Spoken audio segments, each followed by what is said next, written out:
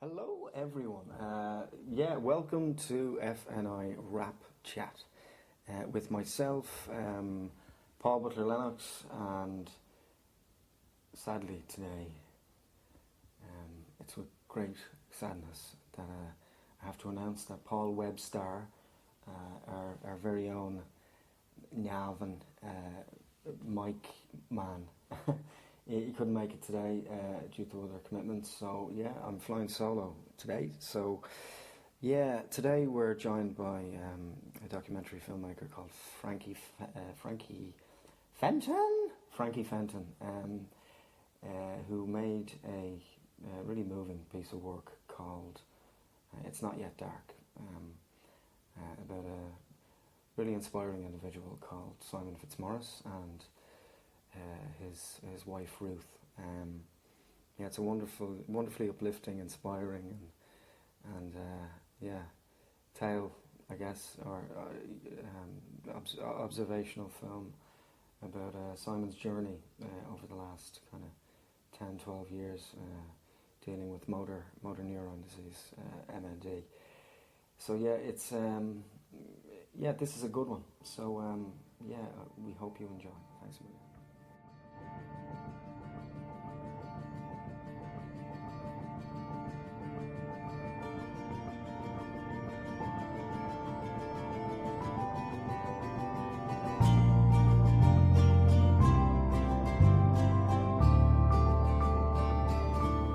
Hello everyone, you're very welcome back to another wonderfully intimate episode of Rap Chat for Film Network Ireland. We're very lucky today. We're joined by a wonderful documentary filmmaker who has a feature out this weekend. It's nationwide, I presume, is it? That's right. It's nationwide, and it's called "It's Not Yet Dark." Now, if you're, I don't know if you're familiar with the wonderful individual that the documentary is based on. Simon Fitszmars, a wonderful filmmaker in his own right, but an individual suffering with motor neuron disease. And Frankie Fenton, who's with me today, I guess over a year? Probably the journey has been about 3 years now, 4 years almost. Wow, okay. Yeah. So, how did you meet Simon, I guess? Oh, and Ruth, I guess. Yeah, well, actually, there lies within a tale. I actually grew up with Ruth. What happened was the producers of My Name is Emily, which is Simon's film, which he was making at the time, they were just closing finance and they needed a little bit more money to get over the line. So they had heard that I had recently done a successful crowdfunding appeal for another film that I'm currently making, a climate change movie. But so they just came over to ask for a few tips, and it was in that meeting that I actually clocked that they were talking about this guy called Simon. He's in a wheelchair, and his wife Ruth, and the alarm bell started ringing, and I suddenly realised, of course I know Ruth. I grew up with Ruth in my hometown of Ardee, County Louth. Okay. So Ardee. And so what kind of transpired after that was while I was helping them with the crowdfunding appeal, they thought it might be a nice idea for them to ask me what I felt a kind of a documentary might look like about Simon. Yeah. And so they had kind of in mind a kind of an idea to make a film about Simon, because it was a world first. You know, you're talking about a guy with motor neuron disease who literally he's just moving his eyes, who was going to go out and direct a full feature film. So they felt that it was kind of a good idea maybe to document it, for want of a better term. It's for anybody who I was lucky enough to see it last night, and it's just we were talking beforehand, and like the best of us at times, I can be quite cynical, and sometimes watching people's work can be, particularly under circumstances such as this, can be not a struggle, but it can be difficult to motivate yourself to watch stuff. But from the very get-go, I was very, very deeply moved. It's very poetic and it's beautiful, and even in terms of how it looks, some segments are really, really, really beautifully shot. And he's just an inspirational figure. Well, I'm you call yourself cynical. I'm probably the most cynical guy when it comes. Although it's funny, it kind of wanes as you get a little bit older, I think. But I know what you mean. And kind of, okay, I'm going to sit down and watch a film about a guy with motor neuron disease, and you're, oh well, is this going to be a happy film or what? And I was very conscious of films that are in that kind of genre, of whether or not I would even normally be sitting down to watch a film like that. So all the while we were making it, we were trying to make something that was a little bit different, and the key to that was not making a film that was about disability. Or it's really not. It's about a human being, an inspirational figure who, I guess, is overcoming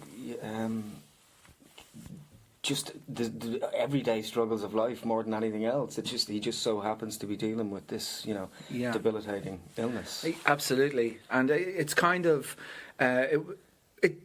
we were so kind of into that mantra when we were making the film that it really only occurred to us afterwards when we're at like Q&As. I mean, the film was in Sundance. A guy put up his hand and went like, "You don't mention the words like disability once, like that's incredible."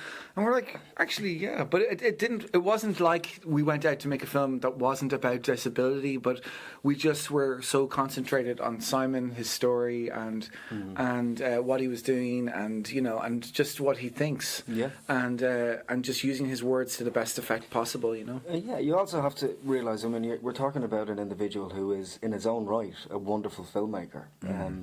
So it's, first and foremost, a story about a wonderful filmmaker. Absolutely, 100%.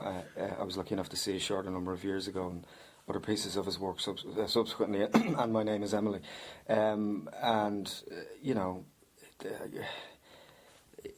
The work itself is strong enough to carry a documentary about an interesting human being, but notwithstanding that, it's I don't want to give anything away in terms of the narrative within the doc, but it's something that you'll come out from and feel better about the human race. I hope so.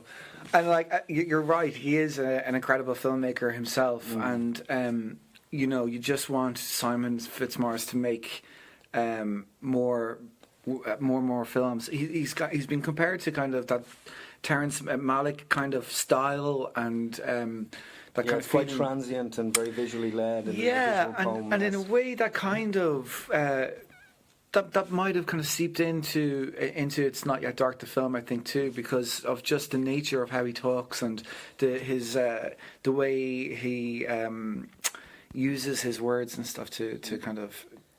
To kind of, it's that floaty kind of feel to them. Yeah, he's a poet, I guess, himself. Oh, that's it, totally. Yeah.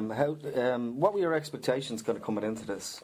What did you hope to achieve, and what did you, I guess, what did you want to, where did you see it going when it was finished? Well, it's funny because, I mean, documentary is such a kind of a fluid form of filmmaking, isn't it? And you don't really know where you're going to end up. You have all of these beautiful ideas of how you're going to start off, and really, that kind of started off in a place of what I like to do is close my eyes and listen to music and kind of picture up kind of different things in your head. I think that's a kind of a good place to start. And from that, maybe you end up kind of looking at paintings and pictures and fine art and perspective, and that can kind of form a kind of an idea of where you might end up. Yeah, of course. So, like for us, it was I was looking at a lot of Caravaggio paintings with that dark kind of feel, the black portrait with kind of stark faces, and so I kind of had that idea.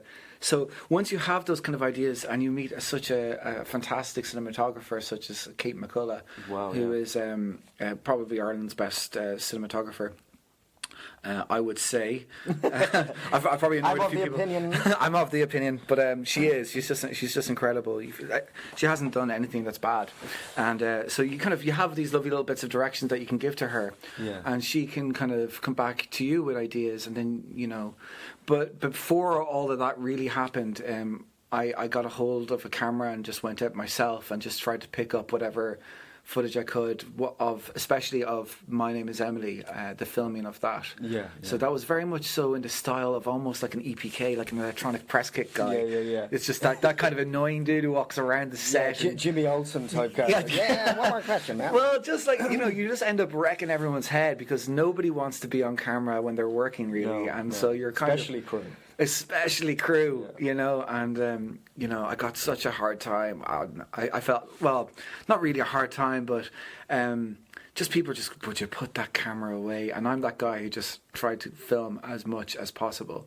Like all great documentarians. Well, yeah. There's a risk as well that you end up coming up with like 200 hours of footage. You know what I mean? That can be the wrong way to make film as well. I guess you can never have too much. Just a quick question about Simon. Where did he get all those lovely shirts? Oh, he is a stylish guy. He's right up there with Charlie Haughey. Oh my God! I swear to God. But he's an incredibly stylish guy.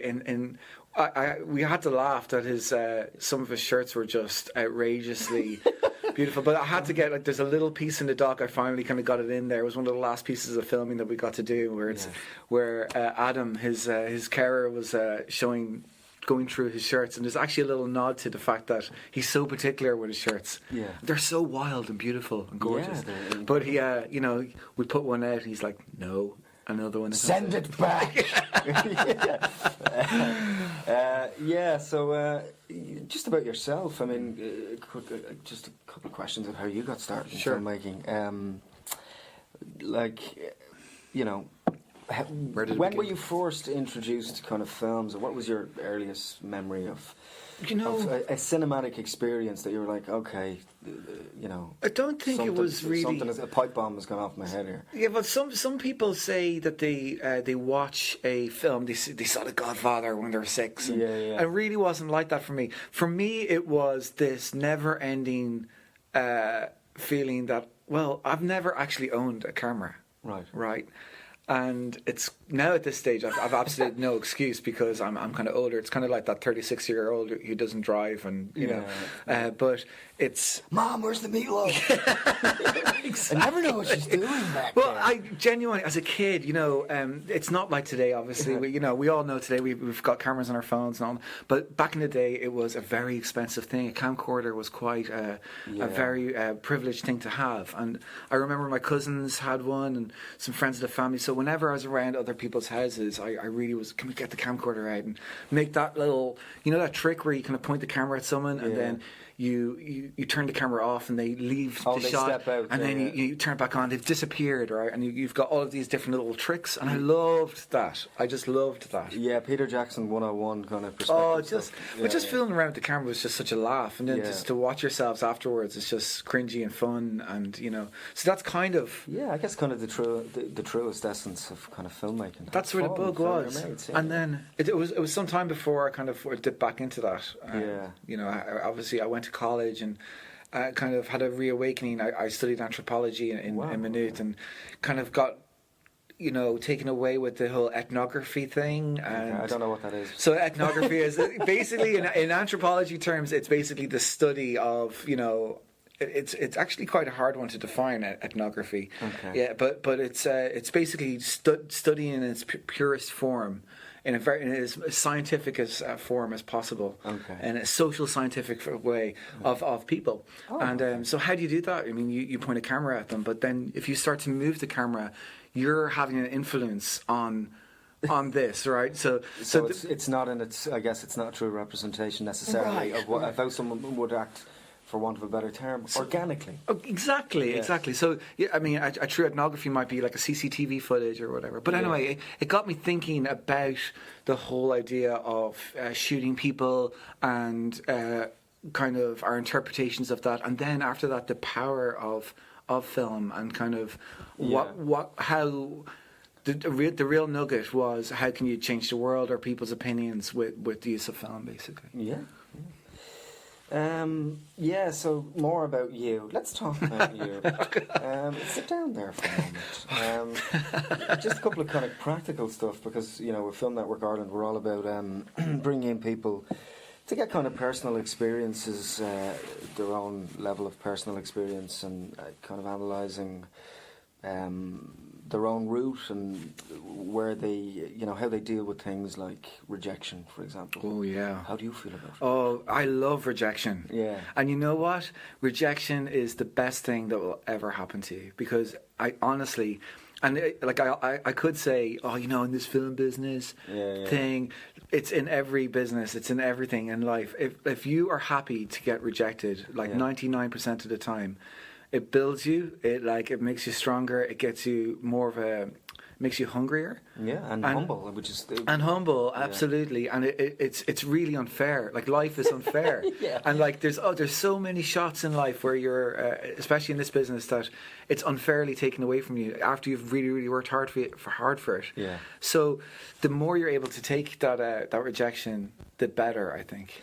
How you know, what if you were to look back on yourself now, I guess at the foundation of when you decided to be, you know, a filmmaker, if you could give yourself kind of one piece of advice starting out, which I guess in turn would apply to young filmmakers starting out now. Sure. If you could give yourself one piece of advice, what would that be? I guess I didn't really know it at the time, but, and it sounds so bloody corny when I say it, but honestly, it's persistence. Yeah. It is 90% of the battle, because the more it is a tough business to get into, especially, you know, whatever route you get into. I mean, I ended up doing edit assisting for years, and I felt that I was kind of locked into there. I was working with a wonderful company, and got to work with really like magical, I say that term, genre pictures. But just the engineers and just the expertise in the post-production world, and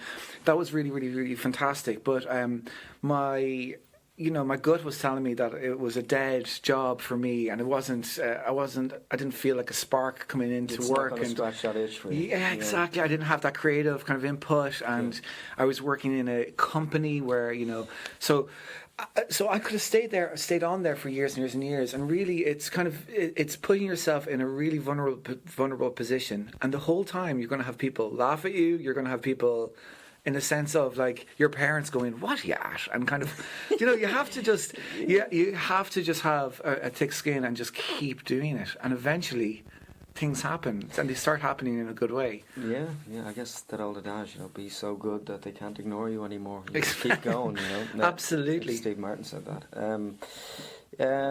How did you feel? Because you know, animated films have been. You said it took 3 years from start to finish, kind of thing. Yeah. Animated films have been made in shorter periods of time. Absolutely. How did it feel when you first watched it in front of an audience? Oh, wow. Scared. Yeah. Oh my God, come on. Like, amazing. I somersaulted across the stage. You know, and it's a really strange, odd feeling, because you kind of feel excited that you've made this thing, but you could have made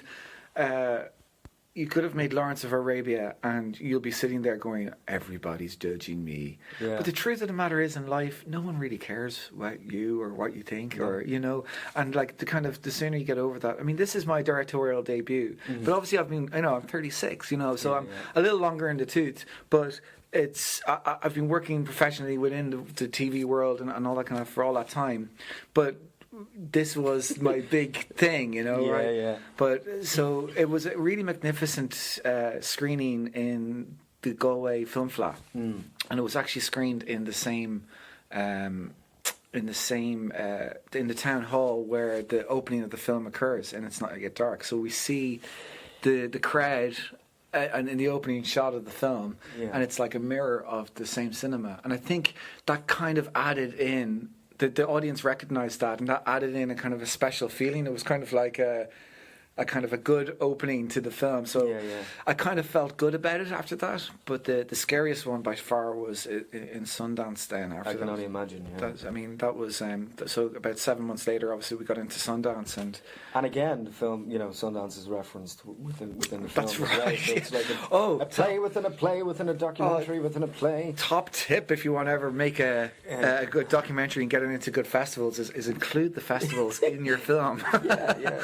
So weirdly, I don't think that is a good piece of advice, but it did work for us somehow. I don't know. That wasn't the intention. It just happened to be part of the story. An incredible achievement, and congratulations. Oh, thanks. You know, and deservedly deserves it. It really deserves, as you know, because a lot of the time, particularly with docs, I get a lot more out of watching docs personally. I love watching movies. The problem is that 75%, 80% of the time when I watch a film, I zone out. Maybe because I'm involved in film and I see flaws. But I think a film like this, along with another doc from a couple of years ago, Older Than Ireland.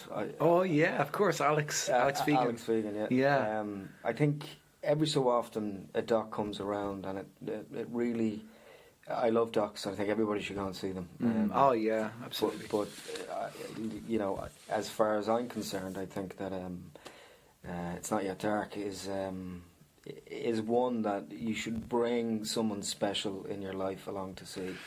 Yeah, you'll feel worse about yourself, and then simultaneously better about yourself, the world, the human spirit. And I think that in these trying times that we're in now, because every single day is bad news, and some people would say fake news. Right. But I think it's you should bring a friend or a loved one along to the cinema and go and see this movie. It's funny you say that it's you feel bad about yourself, and actually you're not the first person to say that to me. That sometimes people feel a little guilty, because they're like, what, you've probably spent all day moaning since you woke up. I mean, I moan a lot. I came in here, I was moaning to you about, but like we all do it, and then you watch Simon, and you're kind of like, oh my God, this guy, look what he's doing, and he's doing it with such gusto and kind of with strength, and you're like, fuck, but like Simon complains too. I mean, of course. And you get to kind of make this kind of magical feeling when you do put something up on the big screen. But I think I really hope that people don't feel bad after watching it, and I don't think Simon would ever want anybody to feel bad, like as in, look at me, like what are you complaining about? I'm completely able-bodied. Yeah, I should feel bad that I have my limbs work. No, it's absolutely not that. It's just what I would imagine. I can only speak from my own experience of it.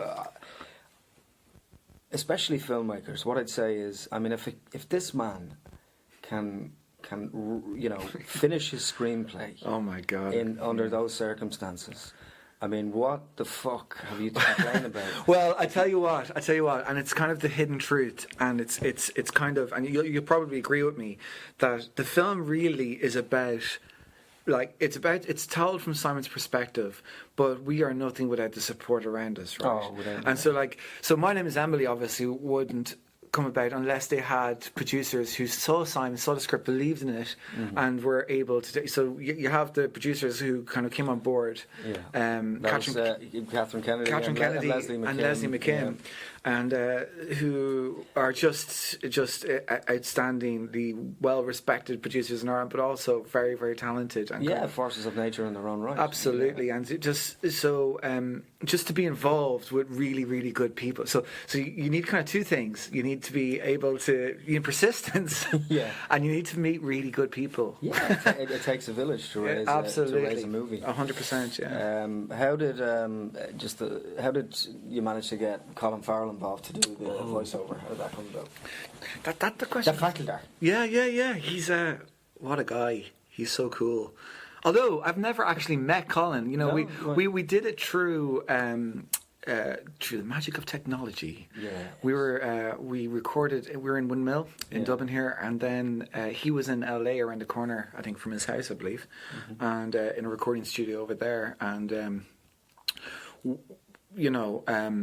he, as soon as he kind of started talking, it was insane.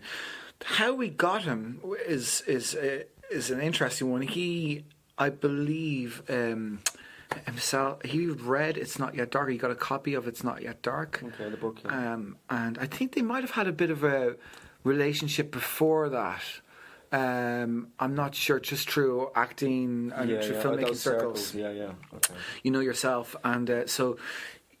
Soon, the movie isn't narrated by Colin Farrell, I might add. Yeah.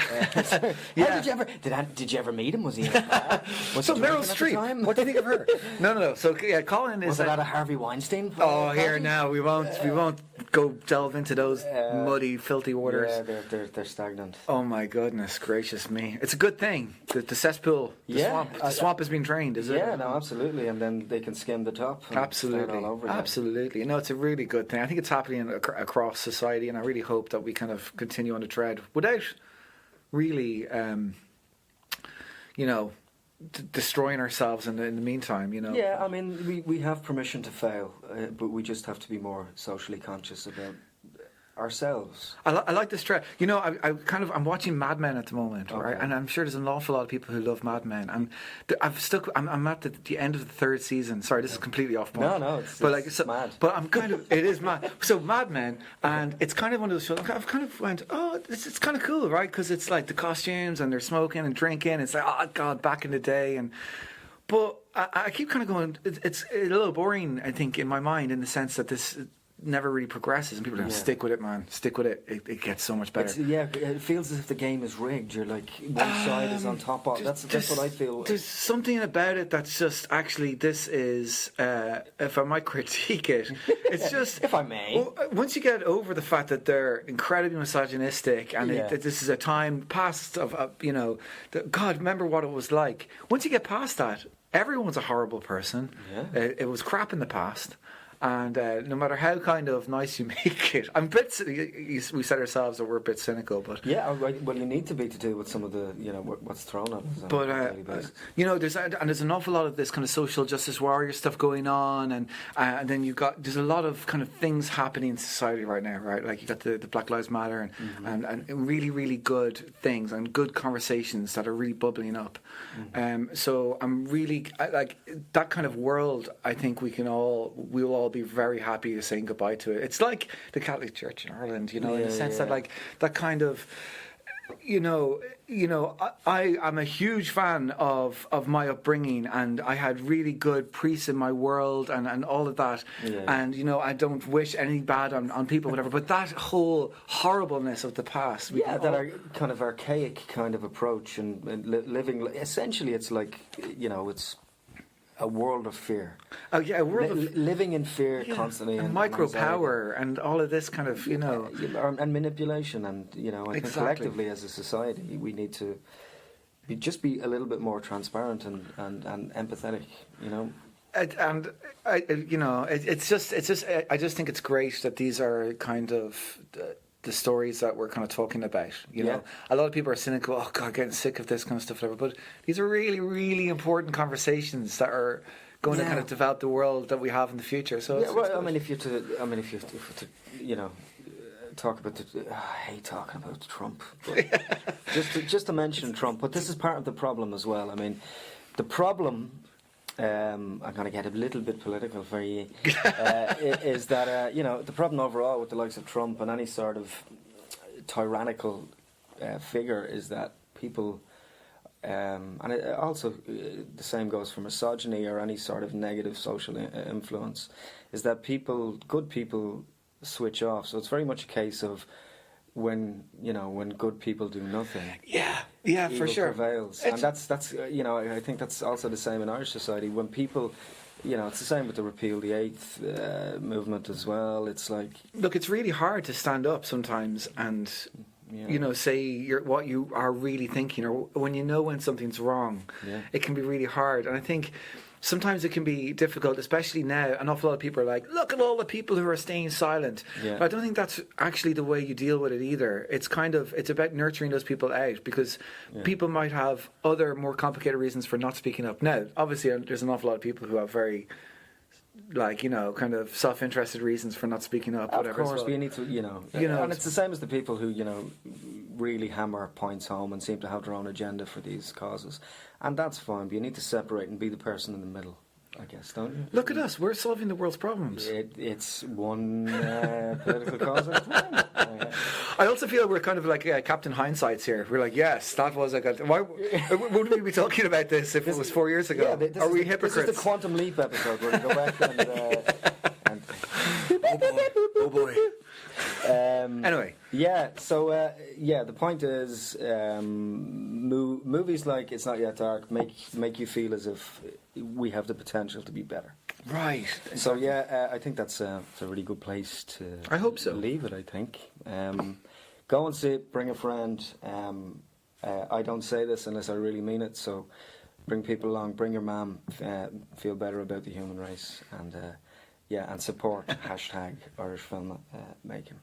So yeah, Frankie, thanks a million for coming in. Thanks a million, Paul. Cheers. And yes, it's on nationwide release in all of your cinemas. Yeah, it's in Dublin, Galway, and Cork this for the next week or so, and then we'll probably spread out regionally quite quick, and then hopefully head over to the UK. So it's in all the most important places. Oh yeah, like here, go away to that. But yeah, thanks a million for coming in, and thanks a million. The very best of luck with everything and future endeavours. Cheers, Paul.